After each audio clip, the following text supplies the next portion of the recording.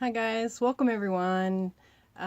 Just gonna give you a quick little update on what's been going on. Life is always full of things. So here's where I'm at and what I've been dealing with and why you haven't heard from me in a little bit.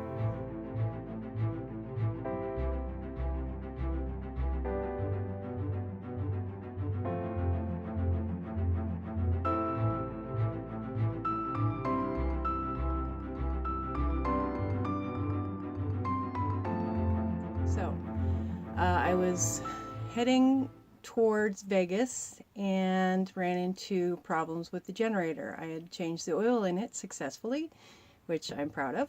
I don't usually do those kind of things. But as I was getting closer to Vegas, the generator quit running. And that is a vital part of everyday life. So I called ahead knowing that I was going to be in the Henderson, Vegas area and contacted a mobile RV repairman and told him I was going to come in the next day and I was in a pinch and needed my generator and if he could come look at it. He was such a sweet person. Cannot recommend him enough. His name is James Donnelly and I have his card, but I will put the name and number up on the screen. So when I called him, he's a very busy man, and he talked to me for 15-20 minutes about different things I could try to get more of an idea of what's wrong with it, and he was willing to give advice without charging. And I was out in the middle of nowhere kind of, so I really couldn't go get supplies to try some of his suggestions. So I just said, I'm just coming in tomorrow. And he squeezed me in, came out to take a look at the generator, figured out what was wrong with it.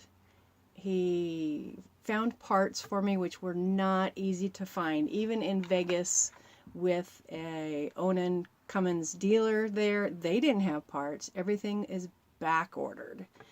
And they all blame it on COVID. Whether it really is COVID, we don't know. But he had to call 4 or 5 different places to find a carburetor.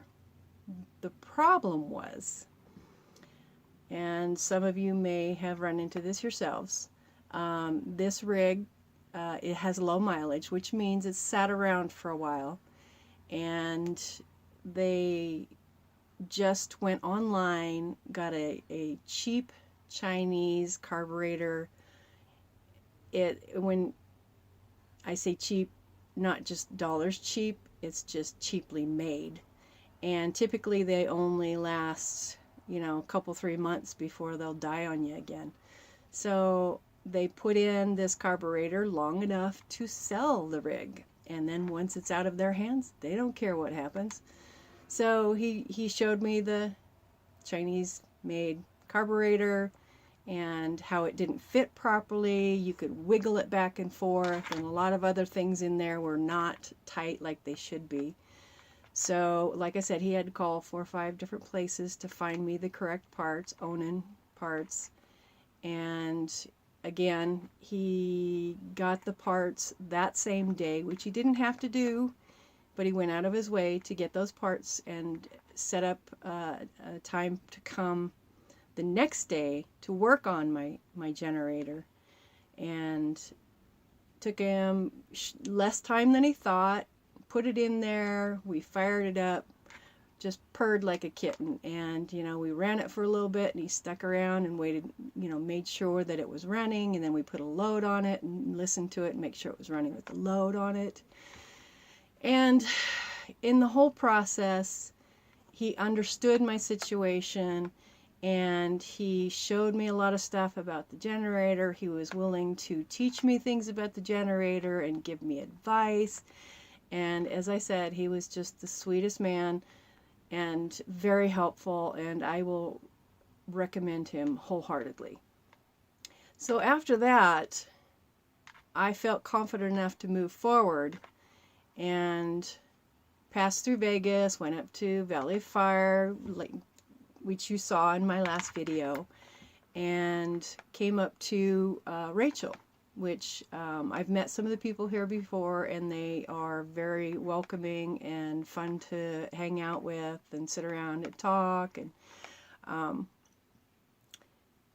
in the meantime, I was seeing some of the sights around the area with some of the people who live there, and we were off and gone one night, and at the same time, the radio, apparently I had bumped it and turned it on. It's one of those old tape deck players, and apparently I had turned it on, which drained my chassis battery, which is in the engine. And I was gone for the evening when I normally run the generator to charge my house batteries. So the house batteries didn't get charged.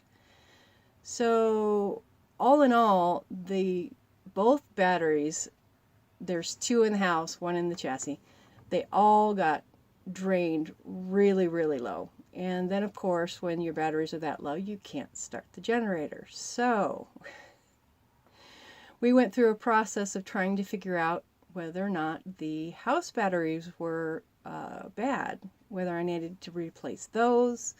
And we were charging and keeping an eye on things and checking levels and round, and then the generator wasn't running because there wasn't enough charge to start the generator, plus the fuel pump needs electricity to pump enough fuel to keep the generator running.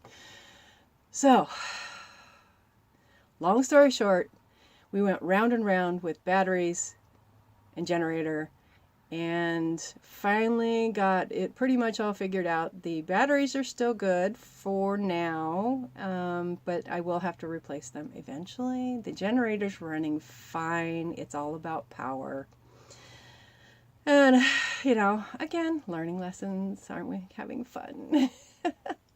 But so all through this process of dealing with batteries and generator and all of it, the people of Rachel and those who come and stay for a while, travelers, people who were there for only a couple days, pitched in and helped. And I want to send out a great big thank you to everyone who helped, gave advice, got their hands dirty, you know, checked on batteries, helped me get plugged in, did all these wonderful things to help me out. There is a certain person in town, Jack, who just happened to have a couple 6-volt deep cycle batteries sitting around that nobody in town wanted, and I offered to buy them, and he said, no, I'm giving them away.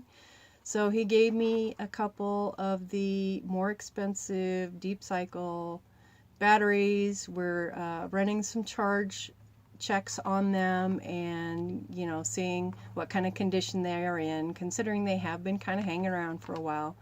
Hopefully, if we can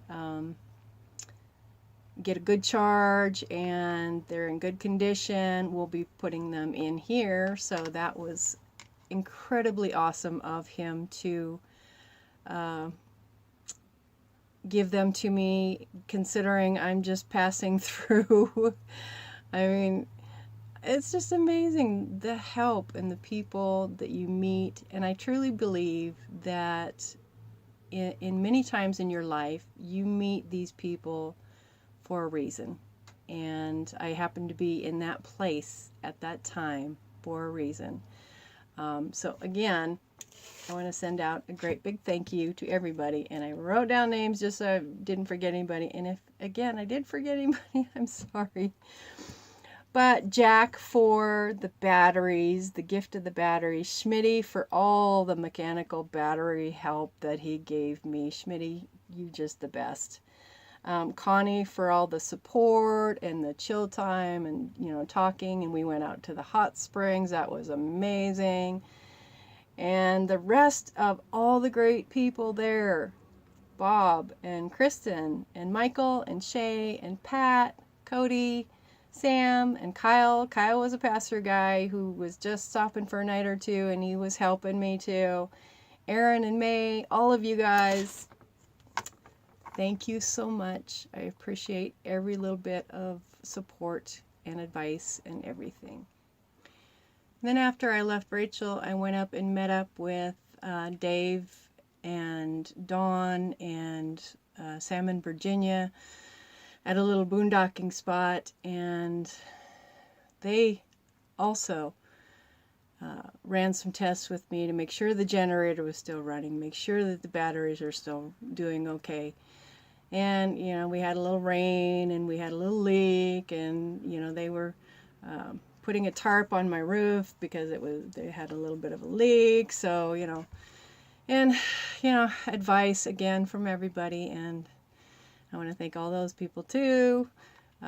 Dave and Dawn, Sam, Virginia. Thanks everybody.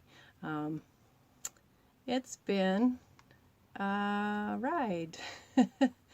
But that's life, you know. That's especially that's RV life. There's always something that needs a little attention, and it's an ongoing process with a new rig and the things that might need to be addressed. So, and love y'all. And everybody who's here watching the video, thanks for watching.